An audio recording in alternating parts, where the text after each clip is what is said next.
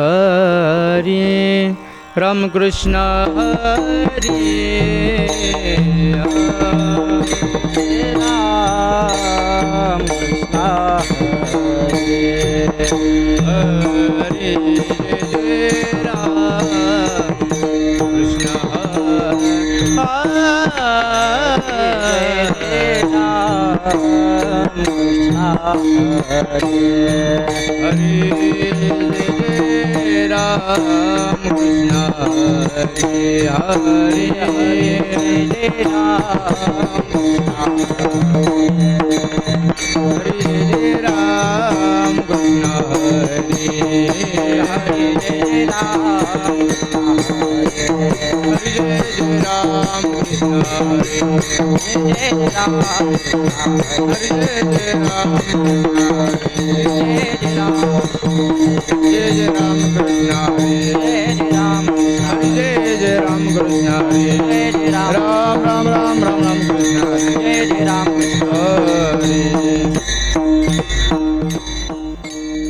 रूप पाहता लोचनी लोचनी रूप पाहता लोचनी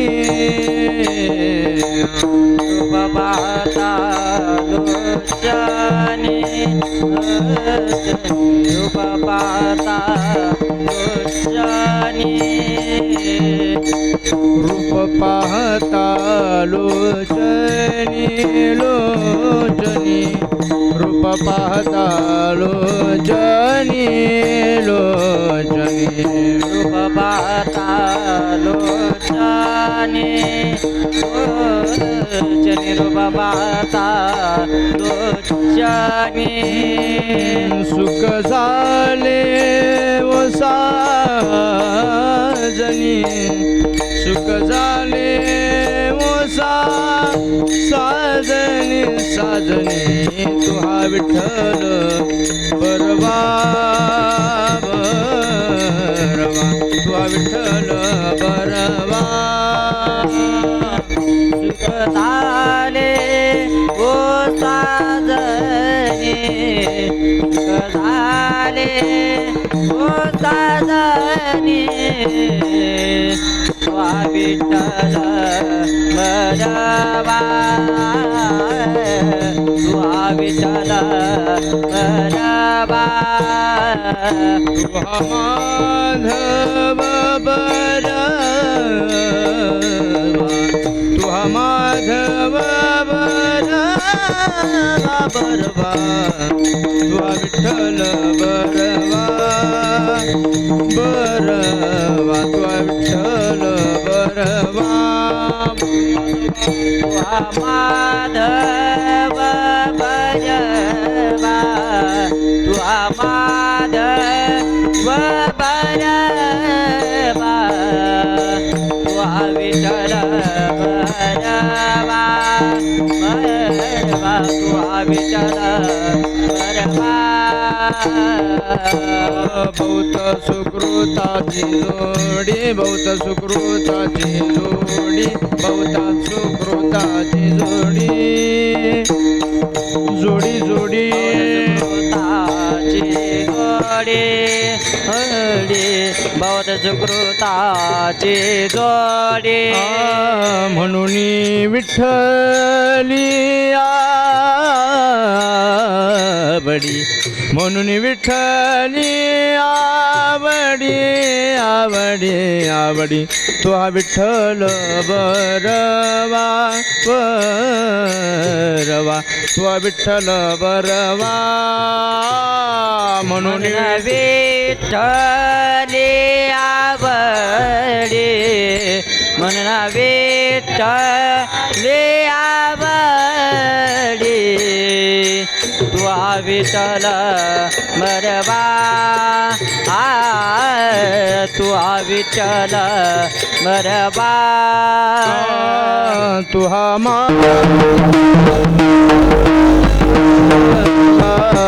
तू हा माधव बरवा बरवा बरवा तू हा विठ्ठल बरवा बरवा तू हा विठ्ठल बरवा तुहा माधव बरवा तुहा माधव बरवा तुहा विठ्ठल बरवा तुहा विठ्ठल बरवा सर्व सुखाचे आगर बाप रखुमा देवीवर बाप रखुमा देवीवर देवीवर बाप रखुमा देवीवर सर्व सुखाचे आगर बाप रखुमा देवीवर बाप रखुमा देवीवर बाप रखुमा देवीवर तुहा विठ्ठल बरवा तुहा माधव बरवा तुहा विठ्ठल बरवा तुहा माधव बरवा तुहा विठ्ठल बरवा तुहा माधव बरवा तुहा विठ्ठल बरवा तुहा माधव बरवा तुहा विठ्ठल बरवा तुहा माधव बरवा तुहा विठ्ठल बरवा विठ्ठल बरवा तुहा माधव बरवा तुहा विठ्ठल बरवा तुहा माधव बरवा तुहा विठ्ठल बरवा तुहा माधव बरवा हरी जय जय राम कृष्ण हरी जय राम कृष्ण हरी जय राम कृष्ण हरी हरे राम जय जय राम कृष्ण जय राम कृष्ण हरे जय राम कृष्ण जय राम कृष्ण हरे जय राम कृष्ण जय राम कृष्ण हरे जय राम कृष्ण हरी जय राम जय जय राम कृष्ण हरी जय जय राम कृष्ण हरी जय राम कृष्ण हरी जय जय राम जय जय राम कृष्ण हरे जय जय राम हरे जय जय राम जय जय राम जय जय राम द्वारी कुतरा झालो संत द्वारी कुतरा झालो प्रेम रसासी सोकलो प्रेम रसासी सोकलो प्रेम रसासी सोकलो प्रेम रसासी सोकलो संत द्वारी कुतरा झालो संत द्वारी कुतरा झालो प्रेम रसासी सोकलो प्रेम रसासी सोकलो प्रेम रसासी सोकलो प्रेम रसासी सोकलो भुंकत भुंकत द्वारी आलो भुंकत द्वारी भुंकत भुंकत द्वारी आलो ज्ञान थारोळ्या बैसलो ज्ञान थारोळ्या बैसलो ज्ञान थारोळ्या बैसलो ज्ञान थारोळ्या बैसलो पुत्रा भुंकत आला हिता पुत्रा भुंकत आला हिता संती हात ठेविला माथा संती हात ठेविला माथा हात ठेविला माथा हात ठेविला माथा उतऱ्या गळ्याची साखळी उतऱ्या गळ्याची साखळी गेली संतानी मोकळी गेली संतानी मोकळी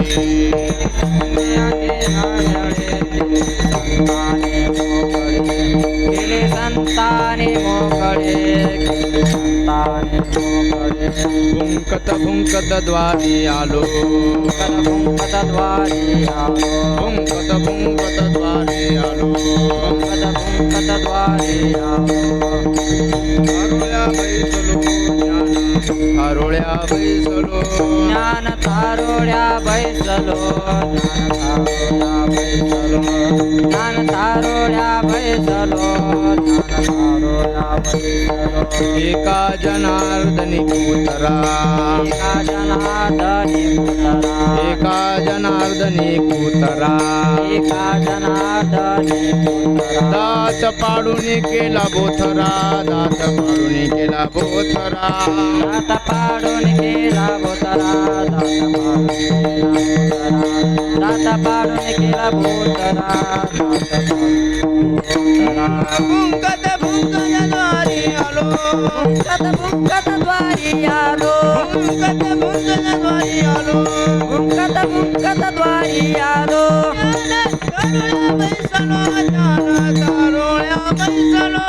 ज्ञान तारुण्या बैसलो ज्ञान तारुळ्या बैसलो ज्ञान तारुळ्या बैसलो ज्ञान तारुळ्या बैसलो कुमारी कुमार्य कुमाये कुमार कुमारी कुमाये कुमार कुमारी कुमार्य कुमाये कुमार कुमारी कुमार्य कुमाये कुमार कुमारी कुमार्य कुमाये कुमार कुमारी कुमार्य कुमाये कुमार कुमारी कुमार्य कुमाये कुमार कुमारी कुमार्य कुमाये कुमार कुमारी कुमार्य कुमाये कुमार कुमारी कुमार्य कुमाये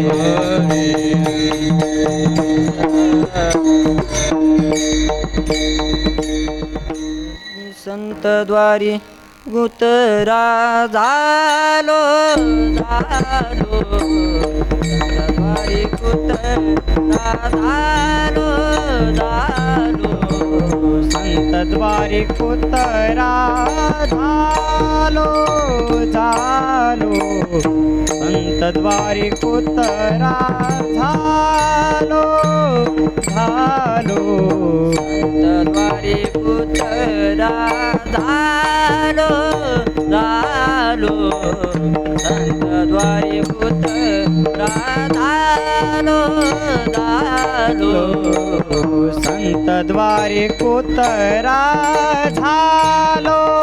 झालो संत द्वारी पुत्रा झालो झालो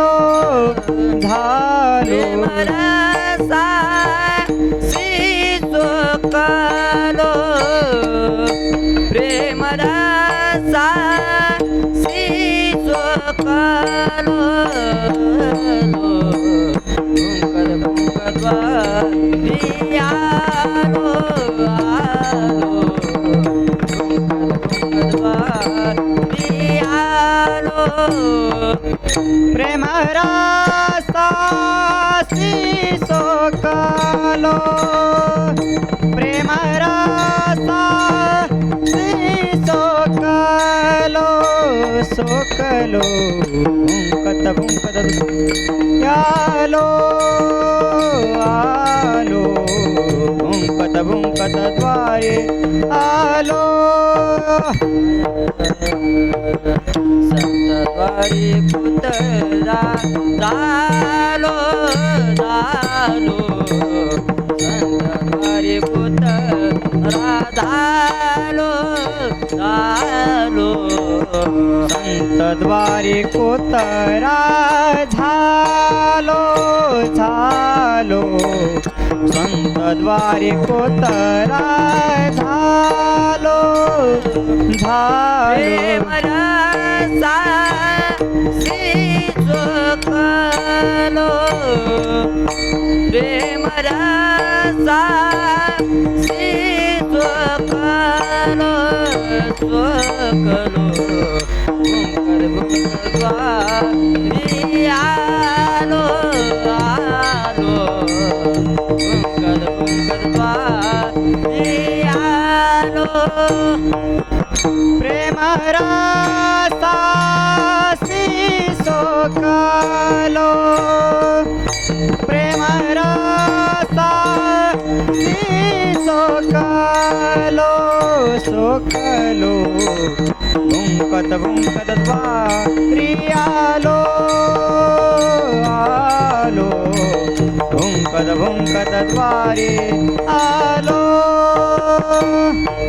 ज्ञान तारो लाभसलो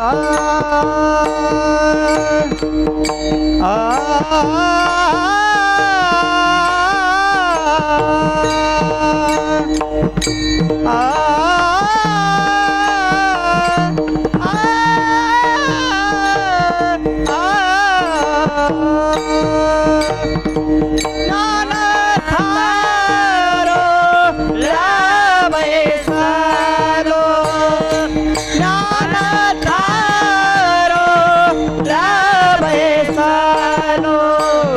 वैसलो भुंकत भुंकत बारी आलो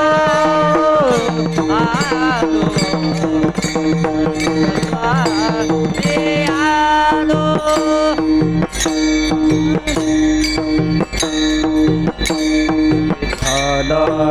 आलो विठ्ठल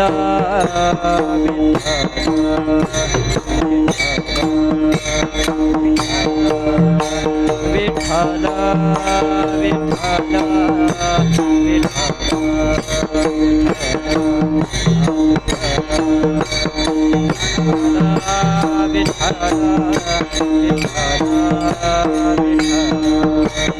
विठ्ठल विठ्ठल विठ्ठल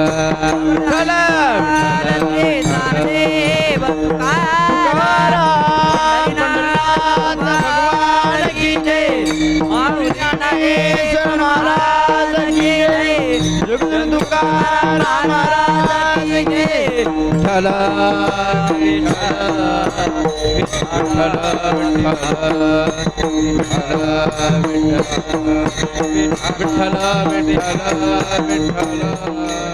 झालो प्रेम रसासी सोकलो भुंकत भुंकत द्वारी आलो ज्ञान थारोळ्या बैसलो कुत्रा भुंकत आला हिता संती हात ठेविला माथा कुत्र्या गळ्याची साखळी केली संतानी मोकळी भुंकत भुंकत द्वारी आलो ज्ञान थारोळ्या बैसलो एका जनार्दनी कुत्रा दात पाडोनी केला बोथरा भुंकत भुंकत द्वारी आलो ज्ञान थारोळ्या बैसलो विठ्ठला विठ्ठला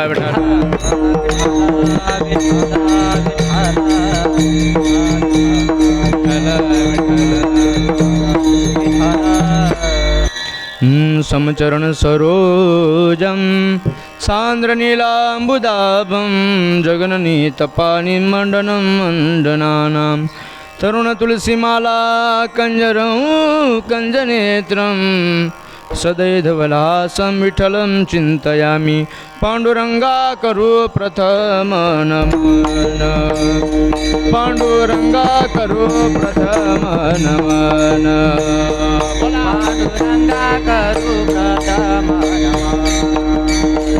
पांडुरंगा करू प्रथम पांडुरंगा करो प्रथम नमन पांडुरंगा करो प्रथम नमन पांडुरंगा करू प्रथम पांडुरंगा करू प्रथम दुसरे चरण संताची या दुसरे चरण संताची या त्यांच्या कृपादाने कथे चालतारो त्यांच्या कृपादाने कथे चालतारो दुसरे चरण संताचिया दुसरे चरण संताचिया त्यांच्या कृपादाने कधी त्यांच्या कृपादाने कधी पांडुरंगा करू प्रथम नमन दुसरे चरण संताची या त्यांच्या कृपादाने कथेचा विस्तारू बाबाजी सद्गुरु दास तुका आता हृदय हे आपुले सौफाळून या भले वरी बैसवी बैसव पावले श्री गुरूंची नमो ज्ञानेश्वरा नमो ज्ञानेश्वरा नमो ज्ञानेश्वरा नमो ज्ञानेश्वरा बोला नमो नमो ज्ञानेश्वरा नमो ज्ञानेश्वरा नमो ज्ञानेश्वरा नमो ज्ञानेश्वरा नमो ज्ञानेश्वरा नमो ज्ञानेश्वरा नमो ज्ञानेश्वरा नमो ज्ञानेश्वरा नमो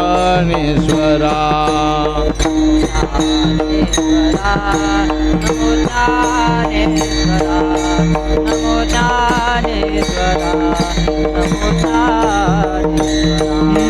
निवृत्ती उदारा सोपान देवा निवृत्ती उदारा सोपान देवा निवृत्ती देवो दादा सोपान देवा देवो दादा सोपान देवा मुक्ताबाई नमो त्रिभुवन पावनी मुक्ताबाई नमो त्रिभुवन पावनी मुक्ताबाई नमो त्रिभुवन पावनी मुक्ताबाई नमो त्रिभुवन पावनी मुक्ताबाई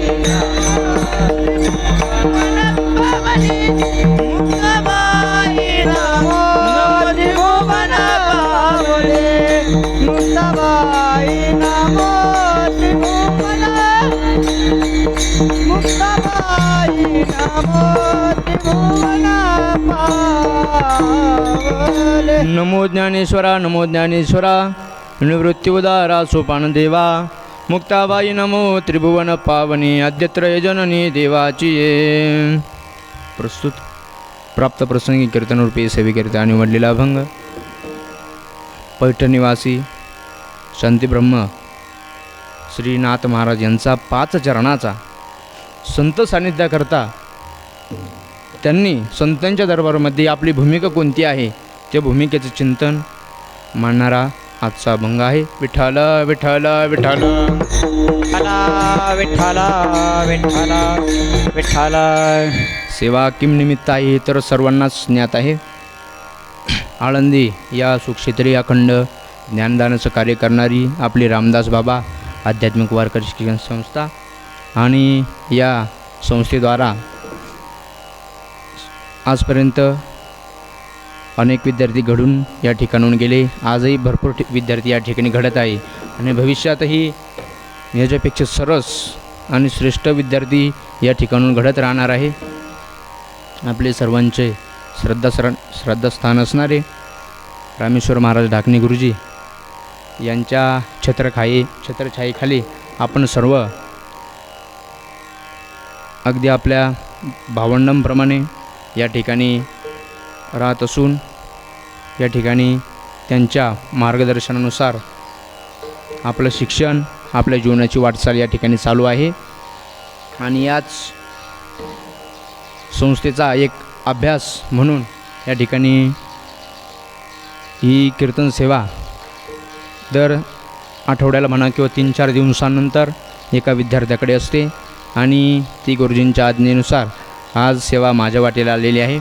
जशी ज्ञानोबाराय बुद्धी देतील त्याप्रमाणे अभंगाचा विचार करणार आहे. विठ्ठल विठ्ठल विठ्ठला विठ्ठला विठ्ठला विठ्ठला विठ्ठला विठ्ठला. माझ्यासमोर संबंध वारकरी समाज बसलेला आहे. या ठिकाणी बसतानाच त्यांनी या ठिकाणी काय ऐकायचं याचा विचार ते अगोदरच करून आलेले आहे. काही ऐकायचं नाही. श्रीधनम नास्तिकम चरितम न श्रवणीय. या ठिकाणी आल्यानंतर कीर्तन ही एक विशिष्ट परंपरा आहे आणि या ठिकाणी आल्यानंतर आपण काय बोलावं काय ऐकावं याचा महत्त्वाचा पाठपुरावा आपल्या परंपरेनं आपल्याला करून दिलेला आहे. नारदांनी सांगितलं काय ऐकू नये आणि नाथांनी सांगितलं काय ऐकावं. श्रीधनम नास्तिकम चरितम न श्रवणीय. या ठिकाणून एखाद्या बाई म्हणजे गैरसमज करून घेऊ नका. जी स्त्री साधनेला लागलेली असेल त्या स्त्रीने पुरुषाचे चरित्र या गादीवरून ऐकू नये आणि जो कोणी पुरुष साधनेला लागलेला असेल त्याने बाईचं चरित्र या गादीवरून ऐकू नये. कोणत्या स्त्रीचं? जी स्त्री तुमचं माझं जीवन अधोगतीला नेईल त्या स्त्रीचं. जो पुरुष तुमचं आमचं जीवन अधोगतीला नेईल त्या पुरुषाचा. अर्थात काहीही ऐकण्याचा मानस या ठिकाणून ठेवू नये. नास्तिक लोकांचं नास्तिकम.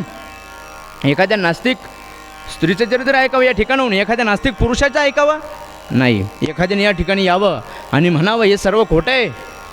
तुकोबारायांचं वैकुंठ गमनच झालं नाही. तुकाराम महाराजांचे अभंग खोटे आहे त्याचं चरित्र ऐकावं या ठिकाणून नाही. महाराज म्हणतात ऐकू नका. ते ऐकण्याकरता आपण या ठिकाणी एकत्रित आलो नाही. मग काय ऐकण्याकरता आपण एकत्रित आलो? सगुण चरित्रे परमपवित्रे सादर वर्णावे सज्जन वृंदे मनोभावे आदि वंदावी जेणेकरून मूर्ती ठसावी अंतरी श्रीहरीची ऐसे कीर्तन मर्यादा आहे संताच्या घरची. आणि त्याच मर्यादेचं पालन करण्याकरता हे कीर्तन आहे, ही कीर्तन सेवा आहे. विशेष आनंद या सेवेत आहे. नाथ महाराज या अभंगाद्वारा म्हणतात मी संत सान्निध्याकरता मी कोणती भूमिका निवडली आहे त्या भूमिकेचे चिंतन महाराज या अभंगाद्वारा करतात. आपण अभंग वाचायला सहज समोर घ्या. अभंगाची भाषा जर पाहिली तर कशी आहे? अमंगळ आहे. अभंगाची भाषा अमंगळ आहे. संतांचे शब्द दिसायला जरी अमंगळ दिसत असले तरी ते माणसाचं जीवनाचं कल्याण करणारे आहे. जगाच्या पाठीवर आपला भारत असा एकमेव देश आहे की ज्याने जगाला प्रेमाचा, शांतीचा आणि समतेचा संदेश दिला. चीनने देऊन काय दिला? आपण तर बघतच आहोत. चीनने फक्त काय दिला आपल्याला? कोरोना दिला. अमेरिकेने देऊन काय दिला? चिकनगुनिया दिला. हाँगकाँगने देऊन काय दिला? इबोला दिला.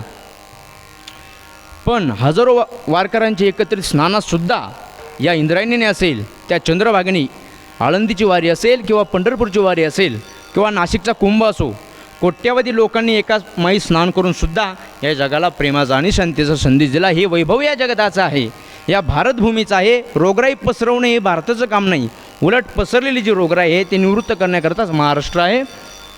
नवे नवे भारतवर्ष आहे आणि या भारतात धर्मसत्ता आणि राजसत्ता बऱ्याच प्रमाणात एकत्रित नांदतात.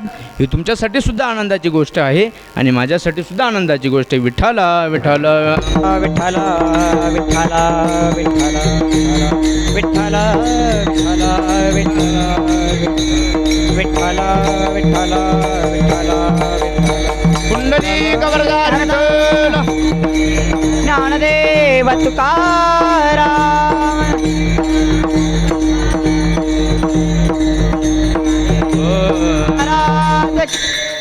नाथ महाराजांचं हे वचन वाचलं कुठलं?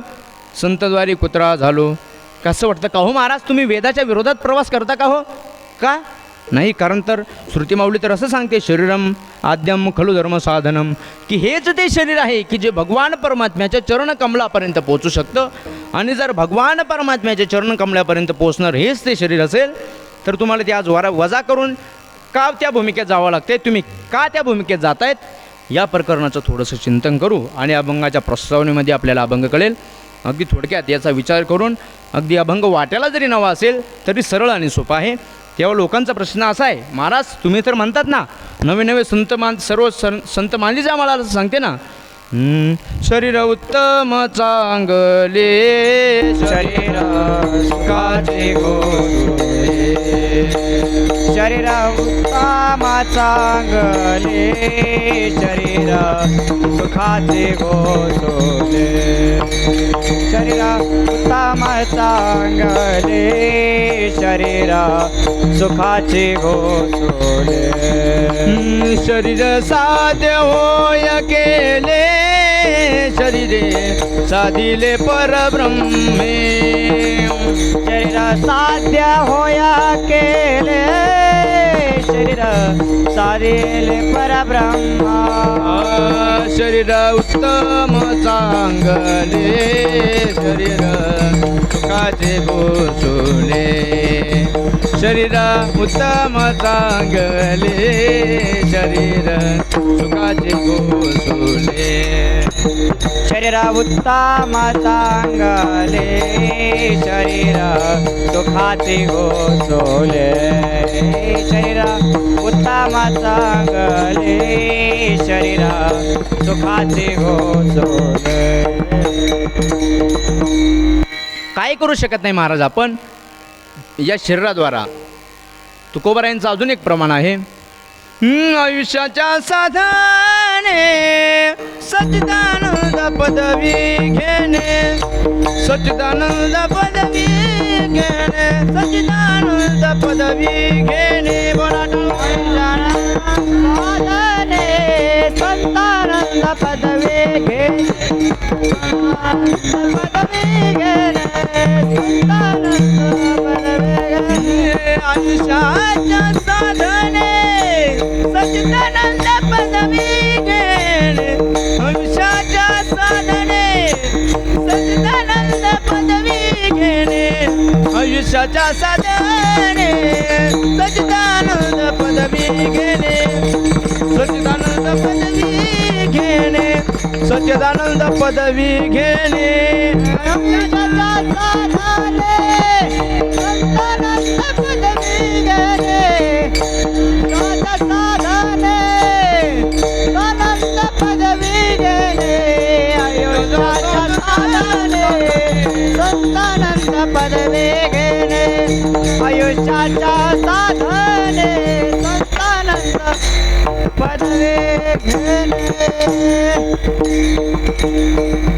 आयुष्याच्या साधने सच्चिदानंद पदवी घेणे. जर या शरीरात इतकं सर्व मिळवण्याचं सामर्थ्य असेल, तुम्ही तर सांगतात की शरीर उत्तम चांगले किंवा आयुष्याच्या साधने सच्चिदानंद पदवी घेणे, हे सर्व एका बाजूने हे तुम्ही सांगता आणि एका बाजूनं पुन्हा म्हणतात संतद्वारी कुत्रा झालो. महाराज आम्हाला पडलेला प्रश्न आहे, तुम्ही कुत्राच का झाले बरं?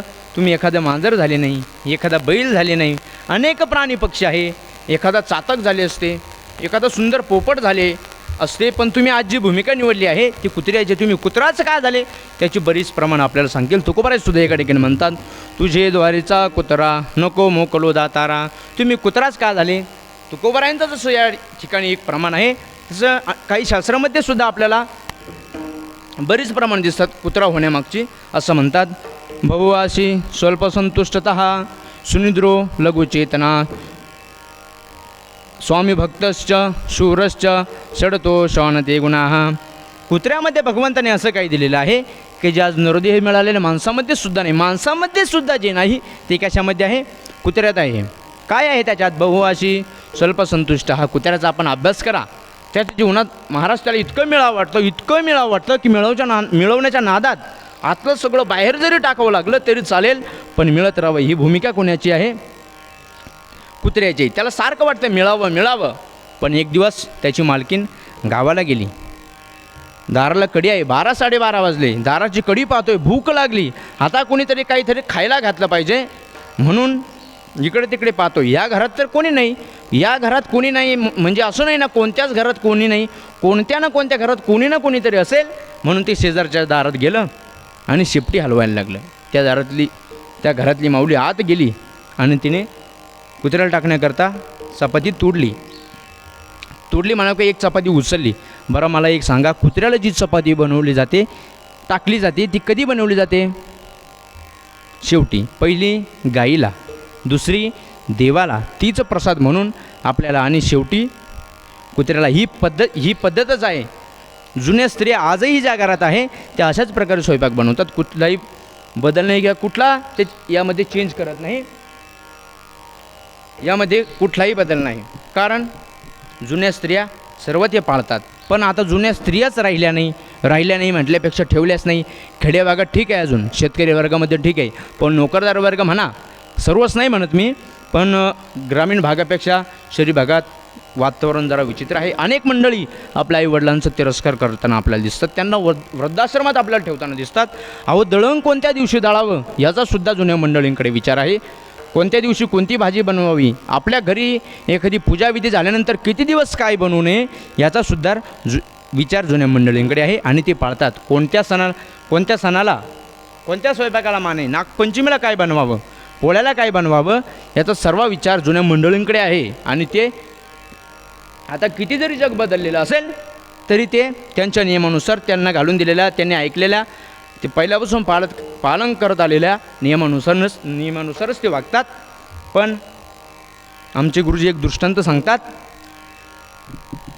जुन्या मंडळींकडून नव्या पिढीला काही शिकायला मिळावं असं त्यांना अजिबात वाटत नाही. त्यांच्याकडून मिळावं किंवा काही शिकायला मिळावं, उलट नाही असं नाही वाटत त्यांच्याकडून काही शिकायला मिळावं, पण ते उलट ते खपावे, ते लवकर संपवावे, त्यांचंही संकोचित विश्व लवकर बंद व्हावं असं जरूर वाटतं. ते एक दृष्टांत सांगायचे. दृष्टांत मोठा आहे पण मी छोटा करून सांगतो. एक मालकीन आपल्या मालकाचं दर्शन घेते. मालकीन म्हणजे एक बायको आपल्या नवऱ्याचं दर्शन घेते. नवरा म्हणतो, काय ग, कुठे गेली होती तू? काही नाही, आपलं तेच नेहमीचं कारण, गेली होती ब्राह्मण बुवांकडे, आपल्याला मूल होत नाही त्याची विचारायला. काय म्हणाले मग ते म्हणाले, तुम्हाला मूल होईल पण त्याकरता तुमची सासू मरणं अत्यंत गरजेचं आहे. काय म्हणाला ते, तुमची सासू मरणं अत्यंत गरजेचं आहे, म्हणजे तुमची सासू मेल्याशिवाय तरी हा योग तुमच्या जीवनामध्ये नाही. असं मालकाला सांगताना, नवऱ्याला सांगताना तिची जीभ जरासुद्धा लपकली नाही.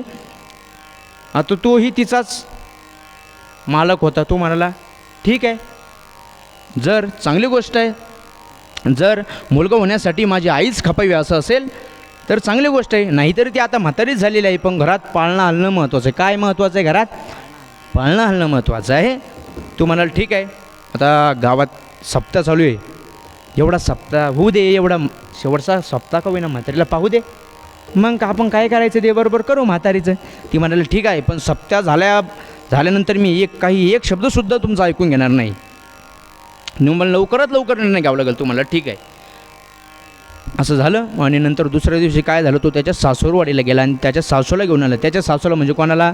हिच्या आईला. ती म्हणाली, काय हो, आता माझ्या आईचं काय काम इथं, कशाला आणलं माझ्या आईला, कशाला आणलं तिला? तो म्हणाला, आता आपल्याला उद्या मूल होईल, उद्या म्हणजे उद्या नाही, भविष्यात मूल होईल. मग आता माझी आई संपल्याशिवाय तर काय आपल्या जीवनात हा योग नाही असं तूच सांगितलेलं आहे. मग त्या मुलाला सांभाळायला एखादी जुनी अनुभवी स्त्री नको काय, म्हणून मी हिला आणलं.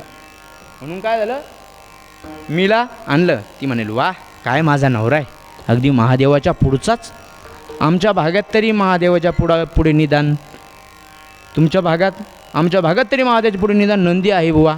तुमच्या भागातही असेल, त्याला समाधान वाटलं. जाऊ द्या, काही का असेल, पण आपला नवरा आहे, आपला ऐकतो, त्याला समाधान वाटलं. सप्ताह झाला, 2-4 दिवस उलटून गेले. हा याच्या कामाच्या नादात पुन्हा तिनं ध्यान काढून दिलं. काय हो, सप्ताह संपला ना, आता कुठवर वाट पाहिजे, आता घ्या लवकर काहीतरी निर्णय. तो म्हणाला, हो थांब, आजच घेतो. तो काय झालं, दुपारी त्याच्या आईजवळ गेला आणि म्हणाला, आई तू कुठं झोपते ग रोज? ती म्हणाली, मी काय करायचं तुला? नाही ग, अगं सांग ना, कुठे झोपते तू? मी ह्या ठिकाणी. आणि तिची आई का? ती इकडं, ती ह्या ठिकाणी. मग असं कर ना, तू काय कर, तू तुझ्या जागेवर तिला झोपव आणि तिला तुझ्या जागेवर झोपव. तू तिच्या जागेवर जा आणि तिला तुझ्या जागेवर बोलव. ती म्हणलं, काय रे बाळा, काय अडचण आहे त्यात? आता आम्ही झोपतो बाबा, आमची म्हाताऱ्यात गुपचूप दोघी, तुम्हाला काय अडचण? नाही ग आई, एवढी शेवटची विनंती आहे तुला, पुन्हा याच्यानंतर विनंती करणार नाही मी, सांग मला काय आहे. म्हणजे नाही, काही नाही ग आई, ग ऐक तू माझं एवढं. ती म्हणाली, ठीक आहे, तू एवढी विनंती करतोयस तर मला काय, फक्त जागा कुठे इथं झोपायचं आणि इथं झोपायचं. तेव्हा ती म्हातारीबरोबर रात्री तिच्या जागेवर तिच्या आईला झोपवलं आणि ती तिच्या जागेवर झोपायला गेली. तेव्हा 12-12:30 झाले. म्हणजे कळलं तुम्हाला, म्हणजे दगडच घ्यावा लागतो हे तुम्हाला चांगलं माहिती आहे, मी कशाला सांगतोय मग. तेव्हा जाऊ दे, आता तुम्हाला कळलंच तर सांगतो. दगड घेतला आणि खाटेजवळ गेला आणि म्हणाला, अगं ऐक, माझ्या आईचा एकदा चेहरा तर पाहून घे, एकदा तोंड उघडून तर बघ. तोंड उघडायचं कारण थंडीचे दिवस, 12-12:30 झाले, कुडकुड एकदम भयान थंडी, अंगणात पांघरून झोपलेला म्हातारा एकदम थंडीच्या दिवसात. तेव्हा ती म्हणाली, अगं एकदा चेहऱ्यावरचं काढून तरी बघ, तुझीच आई आहे का? तिने जागा तर आताबद्दल केली नसेल. नाही हो, मला माहिती आहे तुमच्या आई इथं झोपते आणि माझ्या इथं झोपते, तुम्ही घाला दगड. ती म्हणलं, अगं एकदा जाता जाता माझ्या आईचं तोंड तरी बघून घे. नाही म्हणाली, मला तिचं तोंडसुद्धा पाहिजे इच्छा नाही, तुम्ही घाला हो दगड. घेतला आणि घातला दगड. घातला तसं काय झालं असेल, म्हातारीला गुदगुळ झाले असेल का? म्हातारी जागेत गत प्राण झाली. तिनं तोंड न पाहताच तशीच म्हातारी उचलली, पोत्यात घातली. अंधार पडलेला राहत, तशीच म्हातारी पोत्यात घातली, डोक्यावर घेतली आणि दिली पाण्यात फेकून. येताना तिला इतका आनंद झाला महाराज, तिला इतका आनंद झाला, तिला किती आनंद झाला हे आता मी या ठिकाणून तरी सांगू शकत नाही.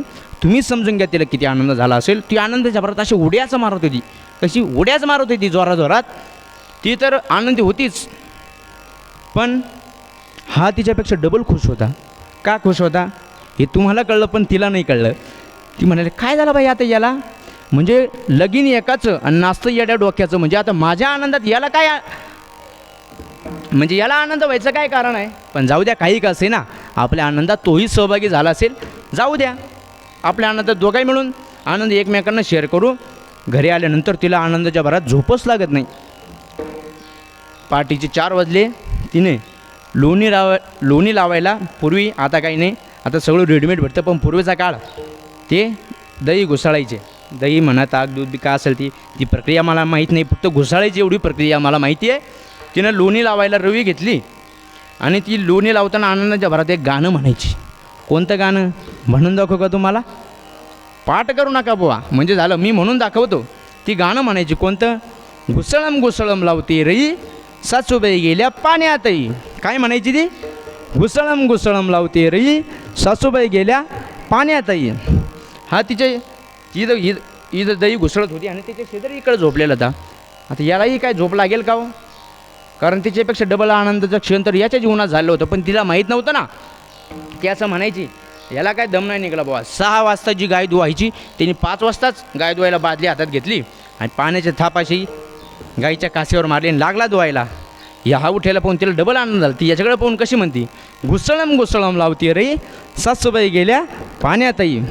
यानं ऐकलं तोवर ऐकलं, अशी तिचं सारखं चालू तेच घुसळम घुसळम घुसळम घुसळम. आता कितीक वेळेस घुसळते, आता तुम्ही माणसाला, आता महाराज कितीक वेळेस घुसळत, आता मी घुसळायचं बंद करतो. आणि तिचं ऐकल्यानंतर याला शेवट राग आला आणि हा म्हणाला, इकडून काय म्हणतो मग, दुधम दुधम दुखतो गाय. काय म्हणाला? दुधम दुधम दुखतो गाय, वाहून गेली तो ही माय, घरात आहे पठ्ठ्याची माय, पटत नसेल तर जाऊन पाय. एवढंच नाही सांगायचे ते, तर याला एक दृष्टांतसुद्धा द्यायचे, पुरावा द्यायचे. दृष्टांत असावा पण पुराव्यासहित हे जुन्या मंडळींकडून शिकावं. ते याला एक पुरावा सुद्धा द्यायचे. ते असं म्हणायचे, अनिकाच्या घाते मानिता संतोष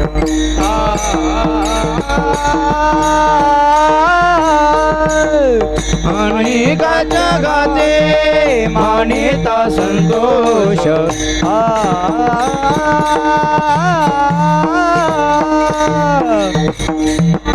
घाते मानिता संतोष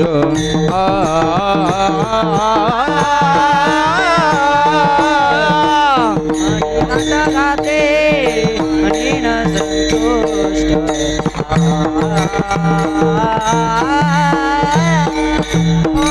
सुख दुःख दोष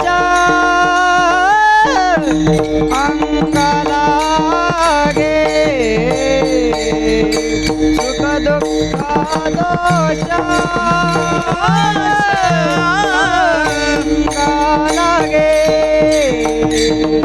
अनिकाच्या घाते अनिता संतोष घाते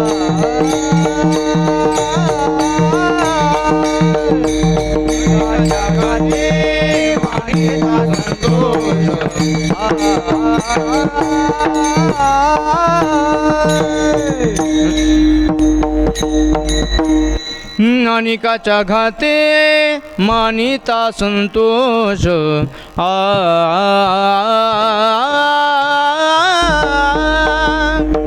सुख दुःख दोष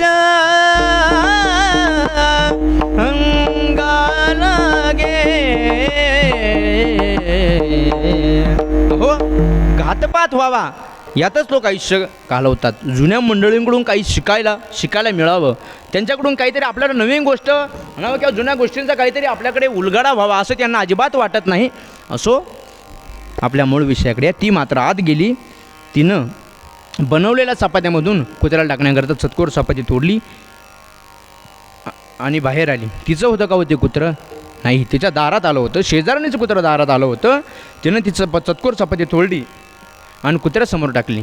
टाकल्याबरोबर कुत्र्याने चटकन ती चपाती उचलली आणि खायला लागला. त्याला असं वाटत होतं, हिच्या काही भागात दुरडी म्हणतात, काही भागात टोपलं म्हणतात, हिच्या दुरडीतल्या सर्व चपात्या जरी आपल्याला मिळाल्या तरी चालेल, पण तिने दिले नाही. उगं थोडी दिली. बहु अशी त्याला वाटत होती या सर्व जरी आपल्याला मिळाले ना तर, कारण त्याला खूप भूक लागली होती. त्याला असं वाटत होतं, बहु अशी कुत्र्याचा स्वभाव आहे मूळ, त्याला असं वाटत होतं या पूर्ण जरी आपल्याला चपात्या मिळाल्या तरी चालेल, पण तिनं दिल्या नाही. उगं थोडी दिली. बहु अशी त्याला वाटत होतं मिळाव्या, पण मिळाल्या नाही. पण दुसरा गुण सांगितलेला आहे, स्वल्प संतुष्टता. हा थोडक्यामध्ये जो संतुष्ट झाला तो कुत्र्याचा गुण मला अत्यंत आवडला. कारण थोडक्यामध्ये संतुष्ट होणं हे सांगण्या इतकं सोपं नाही महाराज. सांगणाऱ्याला जमत नाही बुवा, ऐकणाऱ्यांचं काय माहिती. प्रामाणिकपणानं कबूल करतोय, सर्वांनी कबूल करावं ही भावना आहे. तुमचं आमचं जगणं प्रपंचातलं आहे. आपण वाटचाल परमार्थात करतोय. प्रपंचामध्ये माणूस थोडक्याने संतुष्ट होत नाही. तुमचं आमचं काय आहे, जगणं प्रपंचातलं आहे. आपण वाटचाल परमार्थात करतोय. 2-3 पारायणात ज्ञानोबराय कळतील इतकं पुण्य आहे तुमचं माझं. 1-2 वाऱ्या केल्या म्हणजे साधना घडेल. अहो, एका ठिकाणी तर संतांनी असं प्रमाण दिलं आहे, करता तीर्थाटने अहंकाराची प्राप्ती हो. म्हणजे अरे, रात्रंदिवस भ्रमण करणाऱ्यांचा अहंकार वाढला. तुमचं आमचं काय गणित महाराज. स्वल्प संतुष्टता हे नाही सूत्र आपल्याकडे. पुढचे जे कुत्र्याचे गुण सांगितले आहे ते अत्यंत महत्त्वाचे. सुनिद्रो लघुचेतना. कुत्र्याची झोप फार चांगली आहे महाराज. कारण कुत्र्याची झोप फार चांगली आहे. विद्यार्थी अवस्थेमध्ये आपलं एम्स आणि ऑब्जेक्टिव्ह, आपण ठरवलेले ध्येय आणि उद्दिष्ट ते साधण्याकरता, ते प्राप्त करण्याकरता मधले जे प्रवासाचे टप्पे आहेत त्या टप्प्यामध्ये सुनिद्रो झोप फार महत्त्वाची आहे. त्यांनी असं दुपारी जेवल्यापासून डायरेक्ट हरिपाठाच्या टायमिंगपर्यंत झोपायचं नसतं. कुरेकर बाबा नेहमी सांगतात, अरे किती झोपता रे, किती झोपता. म्हणजे काही दुपारचं मधुकरचं जेवण केलं, विचार 12-12:30ला का डायरेक्ट विचारसागरचा पाठ असतो 5 वाजता. एवढ्या टायमिंगमध्ये 5 तास म्हणजे 4-4.5-5 तास झोप घेतात. त्या टायमिंगमध्ये 4-5 तास नाही म्हणा, पण 2-3 तासाच्या कालावधीमध्ये झोपणाऱ्यात मीही मोडतो. ती म्हणतात, किती झोपता हो, किती झोपता. बाबा अजूनही हसून सांगतात, काही दिवसातसुद्धा 4-4-5-5 तास झोपतात. 4-4, 5-5 तास झोपतात. 4 तासातले 2 तास अजून कमी करा. त्या 2 तासामध्ये एखादं संत साहित्य वाचायला घ्या. बघा झोपेचा कालावधी कसा सणमार्गी लागतो तो. ही तर करायचं आहे ना, मग वेळ कमी आहे आणि काय जास्त आहे, सोंग जास्त आहे. त्याच्यामुळे आपल्याला सुनिद्रो ह्या संकल्पनेतच जागावं लागेल. आज हिताच्या ठिकाणी कोण जागा आहे महाराज? कोणी नाही. तुम्ही आम्ही सर्व विसरलो हिताला. गावात सप्ताह आला की लोकांचं हित जागं होतं महाराज. म्हणजे आळंदी पंढरीची वारी आल्यावर लोकांच्या भावनेचा जसा ऊत येतो ना, तसं गावात सप्ताह आला की हित व्हावं वाटतं. स्मशानात गेलं की काय होतं, वैराग्य होतं. हा हिताचा विचार जीव दशेला हितापर्यंत पोचू शकणारा नाही. सुनिद्र होतं कायम असला पाहिजे, लघुचेतना तो जागा असला पाहिजे. या मधल्या 2 गुणांची आणि शेवटच्या 2 गुणांची सांगड घातली बघा चाणक्यांनी. सुनिद्रो लघुचेतना. कशामध्ये सुनिद्रो, कशामध्ये लघुचेतना, कशामध्ये जागा आहे तो? स्वामी भक्तश्च शूरश्च षडतो शानते गुणः. तो काय करतो, हिता करता सेवेनं, निष्ठेनं आणि सेवेनं आपल्या मालकाची उपासना करतो. त्यांच्याबद्दल काय करता येईल याचा तळमळीने विचार करतो. याचाच विचार त्याच्या जीवनामध्ये असतो. दुसरा विचारसुद्धा त्याला शिवत नाही. विकार तर त्याच्या लांबसुद्धा जवळ येत नाही. का? कारण स्वामी भक्तश्च शूरश्च षडते शानतो गुणः हे कुत्र्याचं केलेलं वर्णन आहे. आज जगात असे अनेक प्राणी आहे की ज्यांच्याकडून माणसाला काही शिकायला मिळतं, पण माणसाकडून अजिबात कोणालाही शिकायला मिळत नाही. जे कुत्र्याकडून मिळतं, जे बैलांकडून मिळतं, ते माणसाकडून शिकायला मिळत नाही. विठ्ठल विठ्ठल विठ्ठल विठ्ठल विठ्ठल कुंडली गबरदार विठ्ठल. ज्ञानेश्वर महाराज की जय. जगद्गुरु तुकाराम महाराज की जय. जे कुत्र्याकडून शिकायला मिळतं, जे बैलांकडून शिकायला मिळतं, ते आज माणसाकडून सुद्धा शिकायला मिळत नाही. तुम्ही सर्व शेतकऱ्याचीच मुलं आहे किंवा शेतकरीच आहात. मी सुद्धा शेतकऱ्याचा मुलगा आहे. आपल्या गोठ्यातला बैल पहा, त्याच्याकडे जे सेवा करण्याचं व्रत आहे ना, कोणाकडे? बैलाकडे जे सेवा करण्याचं व्रत आहे ते आज पारमार्थिक क्षेत्रात असेल किंवा इतर क्षेत्रात माणसाकडे सुद्धा शिल्लक राहिलेलं आपल्याला बघायला मिळत नाही. प्रत्येकाला मेवा खावा वाटतो, प्रत्येकाला मालक बनावं वाटतं, पण सेवा कोणालाच करावं वाटत नाही. प्रत्येकाला वाटतं मी मालक झालं पाहिजे, पण सेवकाची भूमिका कोणालाच निभावू वाटत नाही. ही मोठं दुर्दैव आहे महाराज. बैलाकडे बघा काय सेवा करतो तो. तुम्ही बघा 2-3 वर्षापूर्वी सातारा, सांगली, कोल्हापूर या परिसरामध्ये किंवा या जिल्ह्यामध्ये पावसानं थैमान घातलं होतं. पंचगंगा दुथडी भरून वाहत होती. आलमट्टीच्या धरणाचे दरवाजे उघडले गेलेले नव्हते. लोकांच्या घरादारात पाणी शिरलं. 4-4, 5-5 फूट पाणी झालं. 42 गावं पाण्याखाली गेली, 56 गेली, 72 झाली. गावाच्या गावं पाण्याखाली जात होती. कलेक्टर, तहसीलदार, नायब तहसीलदार, शैक्षणिक क्षेत्र, सामाजिक क्षेत्र, सामाजिक संस्था, चॅरिटेबल ट्रस्ट असतील, सर्वांनी मदतीचा हात पुढे केला आणि सर्वांनी मदत केली. आपणच सर्वांनी ही मदत केली. आपलं लष्कर, आर्मी, नेव्ही आले, सर्व वेगवेगळ्या उपाययोजना राबवायला लागले. पण दुर्दैव महाराष्ट्राचं पाणी वाढतच गेलं. 72 गावं पाण्याखाली गेली. 72 गावच गेली नाही, यात नवल नाही, पण अजूनसुद्धा 30 गावं पाण्याखाली जाणार. काय करावं आता? शासनासमोर मोठा प्रश्न निर्माण झाला. आता या अगोदरच फसलेल्या लोकांची व्यवस्था होत नाही आणि उर्वरित 30 गावं म्हणजे काय 30 माणसं नाही किंवा 30 घरं नाही, 30 गावं पाण्याखाली जाणार. आता यांची व्यवस्था कशी करावी? तलाठी, ग्रामसेवक यांना वरून शासनाकडून आदेश येत होते, चला लहान गाव असेल तर 5 तासाचं, थोडं मिडियम असेल तर 7 तास, त्याच्यापेक्षा मोठं असेल तर तरी 7-8 तासाच्या वरती जास्त ते कालावधी कोणत्याच गावाला देत नव्हते. लवकरात लवकर ग्रामसेवक, तलाठी यांना आदेश येत होते, लवकरात लवकर गाव खाली करा. काय करा? लवकरात लवकर गाव खाली करा. तेव्हा ते जे 2000 लोकसंख्येचं गाव, त्या ठिकाणी 20 बोट, कुठे 25 बोट, कुठे 30 बोट पाठवले. असंच एक 2000 लोकसंख्येचं गाव, गावात 14 बोट येत आहेत आणि सांगितलं जातं आहे चला लवकर गाव खाली करायचं आहे. 7 तासाची आपल्याला मुदत आहे. तेव्हा त्या मराठा बटालियनच्या जवानांना गावातील आबालवृद्ध विनवणी करत होते, विनंती करत होते, साहेब राहू द्यावं आम्हाला आमच्या गावात, आमची जनावरं आहेत व या ठिकाणी. ती म्हणाले तुमचा जीव वाचवायचा आहे ना, मग बोटीत बसा. आम्हाला फक्त आम्ही गव्हर्नमेंटचे रूल फॉलो करतो आहे. 7 तासाची मुदत आहे ना, आम्हाला फक्त 7 तासामध्ये पूर्ण गाव खाली करायचं आहे. तुम्हाला जीव वाचवायचा असेल तर बोटीत बसा.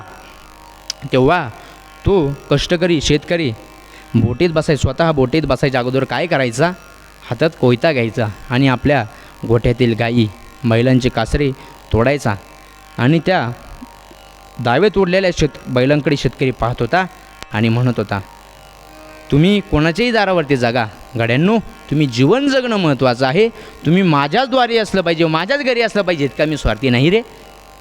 जा तुम्ही कोणाच्याही घरी जागा, पण तुमचं जीवन जगणं महत्त्वाचं आहे. कारण मी सुद्धा बोटीत बसून जातोय, तुम्हीसुद्धा तुमचा प्राण वाचवा. 4च फूट पाणी आहे, पोहत पोहत जा आणि प्राण वाचवा.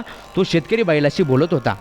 शेतकरी बैलाशी बोलतो, शेतकरीच बैलाशी बोलत नाही असं नाही, बोलतो असं नाही, तर बैलही शेतकऱ्याशी बोलतो. बैलाला जर तहान लागली ना, तुम्ही जर शेतकरी असाल तर बैल तुमच्याशी बोलतो. बैलाला जर तहान लागली तर बैल आपल्याशी बोलतो.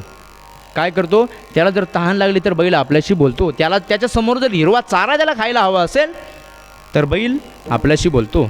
त्याच्या तोंडाला बांधलेलं मुसकं जरी मालकाच्या लक्षात राहिलं नाही ना, तरीसुद्धा बैल मालकाशी बोलतो. काहीच काम नसू द्या हो, बैल घरासमोर बांधलेला असू द्या. मालक जर कुठे मोटरसायकलवर बाहेर निघाला ना, मालक समजा रस्ता असेल समोर, त्या रस्त्यापर्यंत जाईपर्यंत असं बैल त्याच्याकडे वळून बघत असतो. का? कारण आपल्या मालकाने आपल्याकडे एकदा तरी वळून बघावं याकरता सुद्धा बैल आपल्याशी बोलतो. हे सत्य या महाराष्ट्रातलं आहे.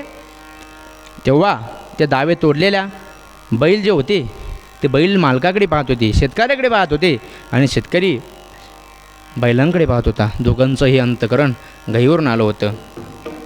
मालक म्हणाला, जा गड्यांनो, मी सुद्धा जातोय. मालक बोटीत बसला आणि परिवार घेऊन निघाला. 9 दिवस त्या गावात पाणी राहिलं. किती दिवस? 9 दिवस. 9 दिवस आमच्या माता मौल्यांच्या अंगावर ओली वस्त्र होती महाराज. त्या ओल्या वस्त्रांचा इतका त्रास व्हायला लागला, किती अंगावर अक्षरशः जखमा व्हायला लागल्या. 9 दिवस त्या गावात पाणी राहिलं. 9 दिवसानंतर पाणी ओसरायला लागलं. 11व्या दिवशी पाणी ओसरायला लागलं आणि 11व्या दिवसानंतर त्या शेतकऱ्याला त्याच्या गावात सोडण्यात आलं. तेव्हा गावात उतरल्यानंतर त्याच्या घराच्या दिशेने जाणारा जो शेतकरी आहे ना, त्याने त्याच्या दारात जे चित्र पाहिलं ना, ते मोठं विचित्र होतं महाराज.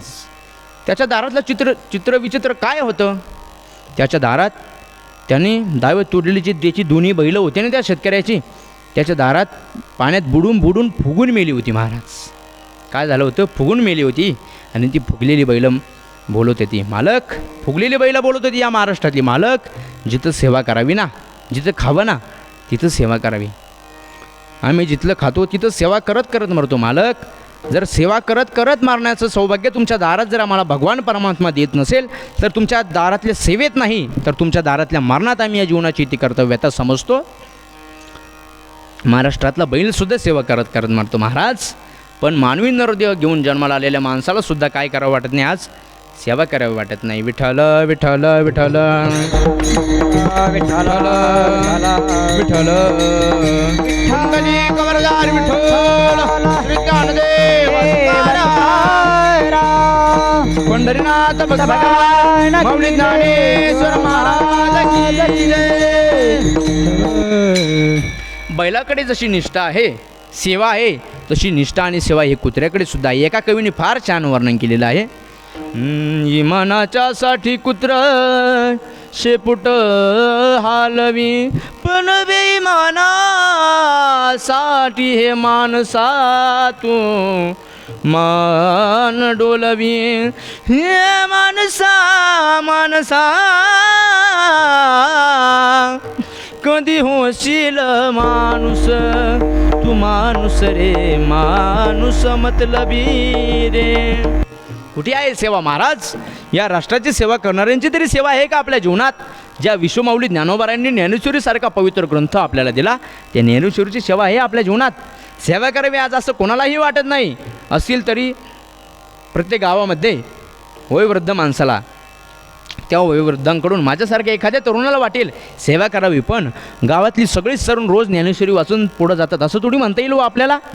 म्हणजे जितक्या प्रमाणात परंपरेला सेवा अपेक्षित आहे तितकी ती या ठिकाणून आपल्याकडून होताना दिसत नाही. म्हणून आता महाराज म्हणतायत, मला जे माझ्यात दिसलं नाही ते मला कशात दिसलं? कुत्र्यात दिसलं. ज्ञानोबारायांचं सुद्धा हा संत महात्म्यांचं एक प्रमाण आहे. ज्ञानोबाराय म्हणतात, भगवंताने आपल्याला एक धन दिले, जिने हा जीव दिला दान, तयाचे करीन चिंतन जगज्जीवन नारायण गायन गुण तयाचे. भगवंताने जीव नावाची एक वस्तू तुमच्या आमच्या ताब्यात दिली. बरं दिली कोणाच्या ताब्यात? या नासक्या कुसक्याच्या ताब्यात दिली. अरे पण आतलं तर बघा किती मौल्यवान आहे. त्याचे चोचले पुरवता त्याचे सोंग पुरवता आम्ही या इंद्रियांच्या नादात आम्ही मूळ तत्व विसरलो. विसरायला भाग पाडलं कोणी. ज्ञानोबारा एक ओवी सांगतात का विश्वासाला तुलविजे चोरा शिनला सुईजे महापुरा तैसा दोषी हिनारा अनिष्ट कीजिये. म्हणजे चोराच्या ताब्यात धन सांभाळायला द्यावं अशी अवस्था या जीवाची झाली. चोराच्या ताब्यात धन सांभाळायला द्यावं अशी अवस्था या जीवाची झाली. या देहाला जीव दिला भगवंताने. जीव या देहाला दिला आणि सांगितलं घे. पण हा देह काय म्हणाला? या जीवामुळे मी नाही तर कशामुळे? माझ्यामुळे जीव आहे. या जीवामुळे मी नाही तर माझ्यामुळे जीव आहे.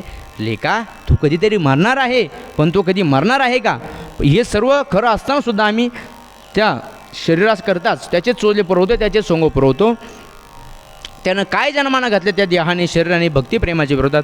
दंभोदर्पोभिमानश्च क्रोधपारुषमेवच अज्ञानमच्या अभिजातस्य पार्थसंपद मासुरम. हे सगळं पाहिलं की आज तरी अभिमानाचा, अहंकाराचा, द्वेषाचा, तिरस्काराचा, वासनेचा, ममतेचा, अहंतेचा पुतळा वजा करून चोराच्या ताब्यातलं धन काढावं. काय करावं? चोराच्या ताब्यातलं धन काढावं आणि या षडगुण ऐश्वर संपन्न असलेल्या कुत्र्याजवळ द्यावं. आणि हे चोराच्या ताब्यातलं धन कुत्र्याकडे देऊन जावं कुठे? महाराज म्हणतात मी आलो कुठे? महाराज तुम्ही आलात कुठे? अभंगाचं पहिलं चरण. संतद्वारी कुत्रा झालो, संतद्वारी कुत्रा झालो, संतद्वारी कुत्रा झालो, संतद्वारी कुत्रा झालो, संतद्वारी कुत्रा झालो, संतद्वारी कुत्रा झालो, संतद्वारी कुत्रा झालो, संतद्वारी कुत्रा झालो. प्रेमरसासी सोकलो, प्रेमरसासी सोकलो, कत भुंकत द्वारी आलो, भुंकत भुंकत द्वारी आलो.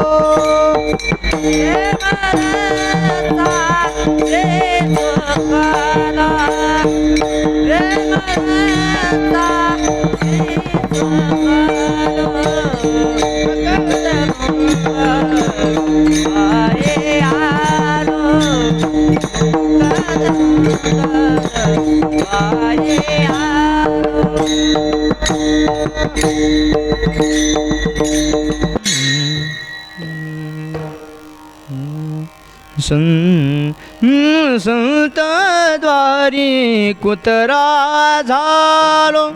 महाराज म्हणतात मी संतांच्या दरबारामध्ये कुत्रा झालो. काय मिळालं महाराज त्या भूमिकेत गेल्यानंतर? महाराज म्हणतात प्रेमरसासी सोकलो. प्रेम मिळालं. प्रेम म्हणजे आज शोध आहे ना सर्वांचा. सर्व तरुण मुलांना, सर्व युवकांना माझं आव्हान आहे, माझा आग्रह आहे. तुम्हाला जर जगात खरं प्रेम जर अनुभवायचं असेल तर खरं प्रेम जगात फक्त साधूजवळ आहे, संतांजवळ आहे. जा बरं ज्ञानोबरायांच्या दरबारामध्ये आणि मागा भीक प्रेमाची. इतकं प्रेम पदरात घालतील ज्ञानोबराय. जे प्रेम आजताय गत तुम्हाला आम्हाला सर्वांना पुरतं आहे ना, ते संतांनीच तर दिलं आहे. महाराज आई वडिलांपेक्षाही प्रेमळ आणि दयावान कोण आहे? संत आहेत. एक संत महात्म्यांचं प्रमाण आहे.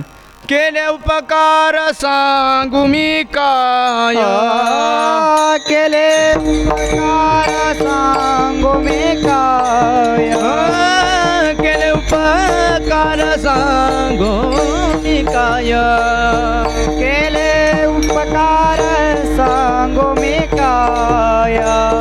बाप बाप न करी माया बापना करी ऐसी माया धर्मे त्यांचे देखिले पाया तरी काले पाया दिले अभय क्षय दान गा केले उपकार सांगू मी काय केले उपकार सांगू मी काय उपकार सांगू मी काय दानाचा कधी क्षय होत नाही. कोणाच्या दानाचा? संत महात्म्यांच्या. कोण देतं हो दान? संत महात्मे देतात. नवल वाटतं कधी कधी. तसंच आयुष्य निघत जातं. विवाह होतो, मुलं बाळं होतात, तरीही ज्ञानेश्वरीचं एक पारायण होत नाही. एक म्हणतोय मी. आजही जगात अशी बरेच माणसं असे आहेत की ज्यांनी ज्ञानेश्वरीचं एकही पारायण केलेलं नाही. गाथ्याचं एकही पारायण केलेलं नाही. मग कसं काय होणार? संत महात्म्यांची कृपा तुमच्या आमच्यावर. तुम्हाला सर्वांची ओढ धाव ही कशाकडे आहे? सुखाकडे आहे. सर्वांना जीवनात काय अपेक्षित आहे? सुख आहे. जीवनात यावं, भरपूर विषय सुख संपादन करावं. जे मिळतील ते भोगावेत आणि खूप जीवनामध्ये पैसा कमवावा. आणि पैसा कमवून काय करावं? तर लोक कशाच्यासाठी पैसा कमवतात? फक्त मुलाबाळांनी चांगलं म्हणावं किंवा आमच्या बापाने आमच्याकरता खूप चांगलं, खूप काही असं करून ठेवलेलं महाराज, खूप काही करून ठेवलेलं. याच्यासाठी संत महात्मे म्हणतात हा विचार तुम्हाला तुमच्या शुद्धदशेपर्यंत किंवा मोक्षापर्यंत पोहोचू शकत नाही. आपल्याला साधना करण्याकरता आज अजिबात कुठलेही कष्ट नाही. कारण संत महात्म्यांनी त्या काळातलं सगळं अन्याय निवृत्ती करून आपल्याला सर्व मार्ग हा केला सुखरूप. सगळं आपल्याला मार्ग हा सोयीस्कर करून ठेवलेला आहे. काय त्रास झाला महाराज ज्ञानोबा त्या काळामध्ये? ज्या वेळेस शुद्धीपत्र आणण्याकरता त्या सर्व भावंडांना पैठण क्षेत्री जावं लागतंय. त्या नागनाथ घाटावरती गेल्यानंतर जी टवाळखोर ब्राह्मण मंडळी होते ते विचारत आहेत, काय रे पोरा, काय नाव तुझं? माऊली म्हणाले, माझं नाव ज्ञाना आहे. तेवढ्यात एक शेतकरी समोरून रेडा घेऊन येत होता. ते म्हणाले, अरे या रेड्याचं नावसुद्धा काय आहे? ज्ञाना आहे. आणि मग तू आणि हा एकच का रे? त्यावेळेस ज्ञानोबांना सांगितलं, हो तू आणि मी एकच आहे. त्यांनी ते मग त्या रेड्याच्या मुखातून काय वधून घेतलं सर्व प्रकार आपल्याला माहिती आहे.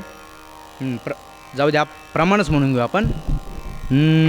रेड्या मुखी वेद बोलविला, गर्व द्विजांचा हरविला. रेड्या मुखी वेद बोलविला, गर्भ द्विजांचा हरविला. रेड्या मुखी वेद बोलविला, गर्व द्विजांचा हरविला. रेड्या मुखी वेद बोलविला, गर्भ द्विजांचा हरविला. शांती रूपी प्रगटला ज्ञानोबा माझा. शांती रूपी प्रगटला ज्ञानोबा माझा. शांती रूपे प्रगटला ज्ञानोबा माझा. शांती रूपे प्रगटला ज्ञानोबा माझा. ज्ञानोबा माझा, ज्ञानोबा माझा, ज्ञानोबा माझा. ज्ञानोबा माझा, ज्ञानोबा माझा, ज्ञानोबा माझा. ज्ञानोबा माझा, ज्ञानोबा माझा. ज्ञानोबा माझा, ज्ञानोबा माझा, ज्ञानोबा माझा. साधकाचा माय बाप दरुशनी हरिताप. साधकाचा माय बाप दरुशनी हरिताप. साधकाचा माय बाप दरुशनी हरिताप. साधकाचा माय बाप दरुशनी हरिताप. हे सर्व चमत्कार ब्राह्मणांनी पाहून सुद्धा तरी त्यांना मानण्यास तात्कालीन ब्राह्मण मंडळी तयार नव्हती. अहो, त्यांना त्या ठिकाणी गेल्यावर राहायलासुद्धा कोणी जागा दिलेली नाही. हां, त्या काळात एका ब्राह्मण ग्रहस्थांकडेच ज्ञानोबारायांची राहायची व्यवस्था तेवढ्या सद्ग्रहस्थांनी केली. कृष्णाजी पंत देवकुळे आजही त्यांचं कुटुंब पैठण, त्यांचे वंशज पैठण या ठिकाणी आहे. त्या कृष्णाजी पंत देवकुळेंनी त्यांच्या घराच्या बाजूला एक छोटीशी कुटी तयार करून ह्या 5ही भावंडांची राहण्याची व्यवस्था त्या ठिकाणी केली. त्या छत्रछाईखाली 5ही भावंड काही काळ राहू लागली. असंच काही काळ राहिल्यानंतर पण ते त्या ब्राह्मणांना मान्य नव्हतं आणि ज्ञानोबाराय अधिक 5ही भावंडांना राहण्याकरता जागा दिल्यामुळे त्या कृष्णाजी पंत देवकुळेंचा सुद्धा लोक तिरस्कार करायला लागली होती महाराज. एक दिवस असंच कृष्णाजी पंत ज्ञानोबारायांकडे आले, कारण त्यांना ज्ञानोबारायांचं महत्त्व कळालं होतं. त्यांना जसं कळालं होतं तसं सर्वांना कळालेलं नव्हतं. म्हणाले, माऊली, माझ्या वडिलांचं श्राद्ध आहे, करशाल का हो? श्राद्ध घालायचं आहे, करशाल का हो मदत? तेव्हा ती मुक्ताईमध्येच म्हणाला, अहो काका, तुम्ही कशाला काळजी करतायत? मी आहे ना, मी छान असा सुंदर असा स्वयंपाक बनवील. ते म्हणाले, मुक्ते, अगं बोलणं सोपं आहे का, पण सर्वच मंडळी या ठिकाणी तिरस्कार करताना दिसत आहेत. मला कुणी गावात गेल्यानंतर नीट बोलत नाही. तरी पण ज्ञानोबाराय म्हणाले, चला प्रयत्न करून बघायला काय अडचण आहे. तेव्हा त्या कृष्णाजी पंत देवकुळेंनी त्यांचा मुलगा गावात आमंत्रण देण्यासाठी पाठवला. त्यांचा मुलगा घरोघरी जातोय, सांगतोय, बरं का, उद्या आमच्या आजोबांचं श्राद्ध आहे किंवा त्यांची पितरं घालायची आहे, तेव्हा उद्या दुपारी जेवणाकरता या. त्यांनी सर्व गावभर आमंत्रण दिल्यानंतर, आमंत्रण सगळ्यांनी स्वीकारल्यानंतर गावामध्ये एक मीटिंग झाली ब्राह्मणांची आणि त्यांनी सांगितलं, जो कोणी कृष्णाजी पंत देवकुळ्यांच्या घरी श्राद्ध जेवण्याकरता जाईल त्याला बहिष्कृत केलं जाईल, त्याला वाळीत टाकलं जाईल. न्हाव्याने त्याची केस म्हणा किंवा त्याचे आपण आजच्या भाषेत त्याची कटिंग करू नये.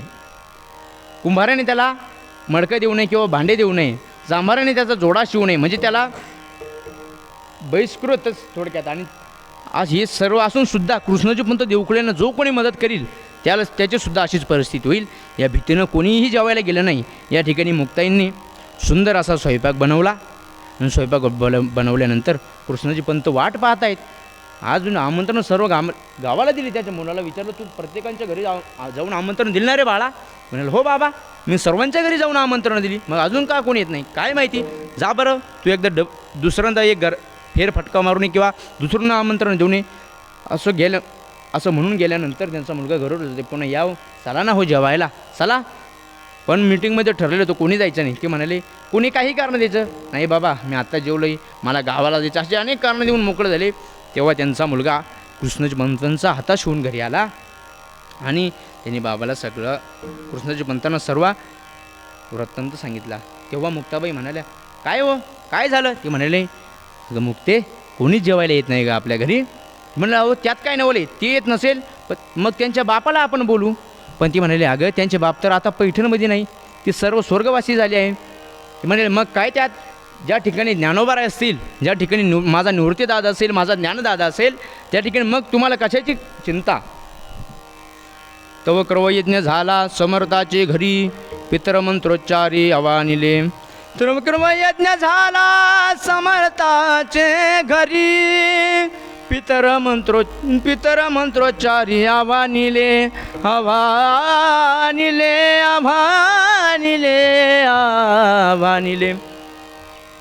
तेव्हा ज्ञानोबारायांनी दारात उभारून जसा मंत्र म्हटल्याबरोबर झोपेतून जसा माणूस बरतळून जसा उठतो बरळून, तसे स्वर्गातले पितर जोरात धावत कुठे निघाले? कृष्णाजी पंतांच्या घरी. असं घरी आल्यानंतर सर्व त्यांच्या पितरांची, कोणाच्या पितरांची? पैठणमधल्या ज्यांनी जेवणास येण्यासाठी नकार दिला होता त्यांच्या पितरांना ज्ञानोबारायांनी कुठून बोलवलं? स्वर्गातून. सर्व त्या पितरांची पंगत जेवायला बसली. एका भगोन्यावरचं झाकण काढण्यात आलं.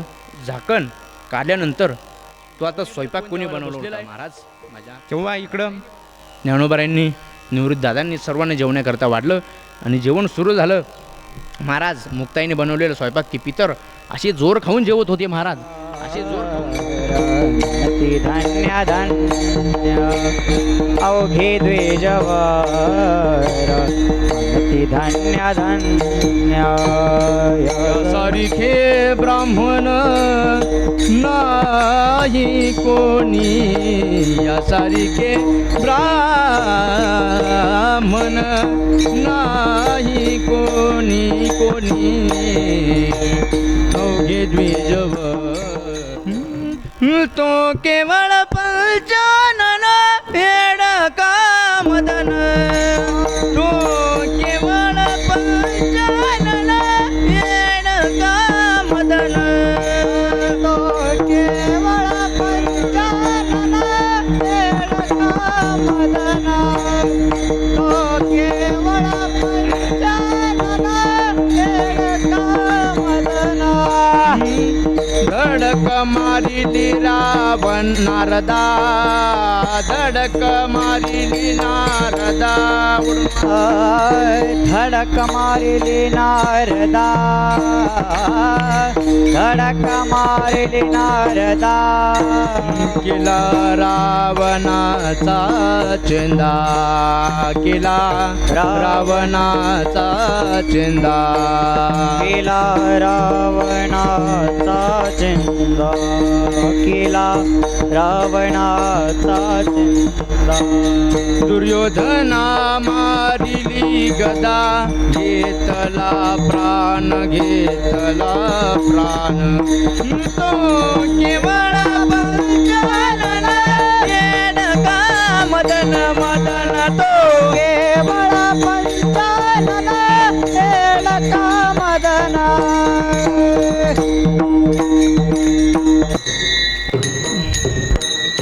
काय भारुड आहेत महाराज नाथांची तुला बुरगुंडा होईल मला दादला नको गो बाई मी संता घरची लेक भाव एक खूप गोड चरित्र आहे महाराज तसंच एक भारुड आहे त्या भारुडाच्या पूर्वी एक दृष्टांत सांगतात जुनी मंडळी अगदी 2 मिनटात सांगतो आणि आपल्या मूळ विषयाकडे येतो असं म्हणतात एक भिकारीण म्हणजे कशी झाली ते मला विचारू नका पण एक भिकारीण बाई एका राजाची पत्नी झाली राजाची म्हटल्यापेक्षा एखादी भिकारी आताच्या भाषेत एखादी आमदाराची पत्नी झाली आणि आमदारची पत्नी झाल्यावर तिला काही त्या घरात करमत नव्हतं कारण भिकारीण म्हणल्यावर ते पहिल्यांदा जुन्या काळात त्या बाया घरोघर यायच्या ते काय असेल सुया मणी काय असेल ते स्त्रियांचं बारीक लहान मुलांचं सामान घेऊन घरोघर फिरायच्या आणि असं झाल्यानंतर तिला ते आमदाराच्या घरात जरी गेलं घर खूप आलिशान होतं सर्व सुखसुविधा तिच्या त्या घरात होत्या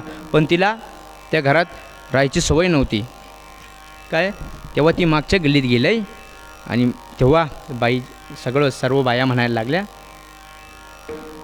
अगं ला आमदाराची राजाची पत्नी आली काय गं बाई नाव तुझं ती म्हणाली अमुक ती म्हणाली अगं मग एक नाव घे ना आता नवीनच लग्न झालेलं तुझं तेव्हा तिचं नाव काय सांगितलं ती ऐका ती काय म्हणते चांदीचा हत्ती त्याला सोन्याचे पाय चांदीचा हत्ती त्याला सोन्याचे पाय अमुकचं नाव घेते अर्धी भाकरवाड हो माय म्हणजे तिचा काय झालं मूळ स्वभाव जाईना तिचा मूळ स्वभाव जात नाही महाराज त्या भिकारने पहिल्यांदा गावोगाव यायच्या आणि घरासमोर आल्यानंतर म्हणायच्या दाताचं दात म्हणा घ्या गा कोणी काय म्हणायची ती दाताचं दात म्हणा घ्या गा कोणी कुंकू घ्या कोणी काळा मणी कुंकू घ्या कोणी काळा मणी दाताचं दात म्हणा घ्या गा कोणी दाताचं दात म्हणा घ्या गा कोणी कुंकू घ्या कोणी काळा मणी कुंकू घ्या कोणी काळा मणी दाताचं दात म्हणा घ्या गा कोणी दाताचं दात म्हणा घ्या गा कोणी कुंकू घ्या कोणी काळा मणी कुंकू घ्या कोणी काळा मणी दाताचा दात म्हणा घ्या गा कोणी दाताचा दात म्हणा घ्या गा कोणी कुंकू घ्या कोणी काळा मणी कुंकू घ्या कोणी काळा मणी सुया गे हे दामन गे दाताचं दात म्हणा घ्या गा कोणी कुंकू घ्या कोणी काळा मणी कुंकू घ्या कोणी काळा मणी दाताचा दात म्हणा घ्या गा कोणी दाताचा दात म्हणा घ्या गा कोणी कुंकू घ्या कोणी काळा मणी कुंकू घ्या कोणी काळा मणी तुम्हाला वाटेल महाराज काय बरळतोय काय बा? हे गाणं नाही, नाथांची भारुडं आहेत महाराज. संत महात्म्यांचं चरित्रही अत्यंत गोड आहे आणि संत महात्म्यांचं वाङ्मयसुद्धा अत्यंत गोड आहे. विठ्ठल